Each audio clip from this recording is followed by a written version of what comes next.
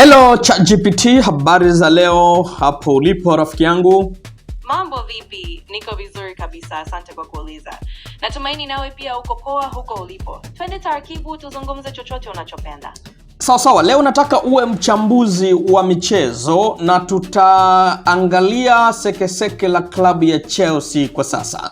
Uko tayari kwa mjadala huo? Ndio, niko tayari kabisa. Basi tuingie moja kwa moja kwenye sekeseke la Chelsea na tudadili hali yao ya sasa bila kupoteza muda.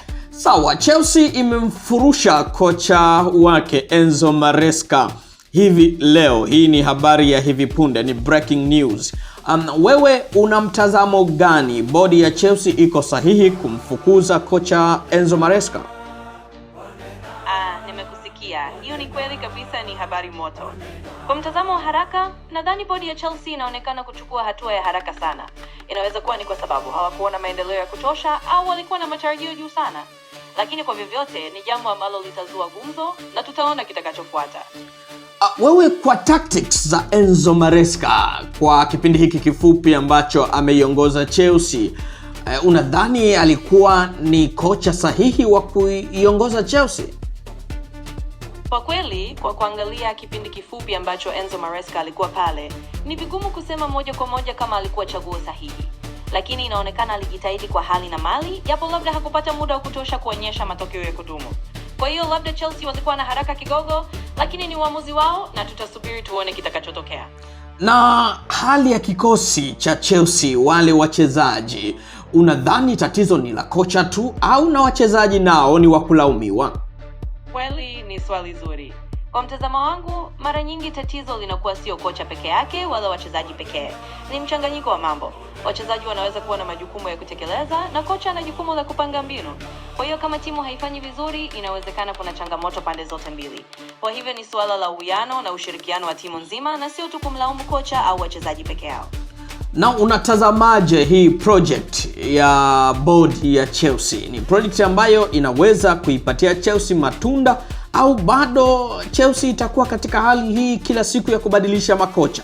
Nadhani kwamba hii project ya bodi ya Chelsea inaweza kutoa matunda kama watakuwa na uvumilivu na uthabiti.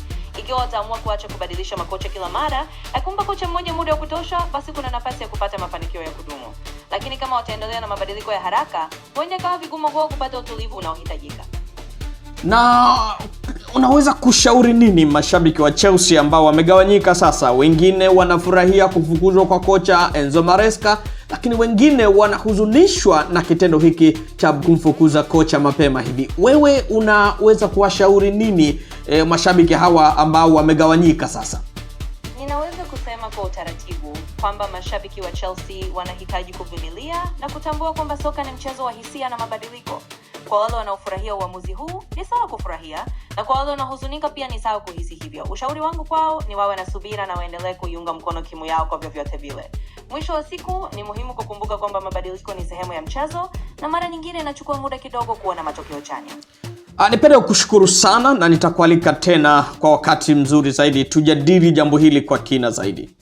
Asante sana na nimefurahi kuweza kusaidia.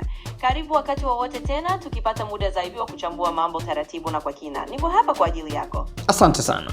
Asante kwa kuwa nasi hapa YouTube. Tafadhali usisahau kusubscribe, kulaiki na kukomenti. Asante sana.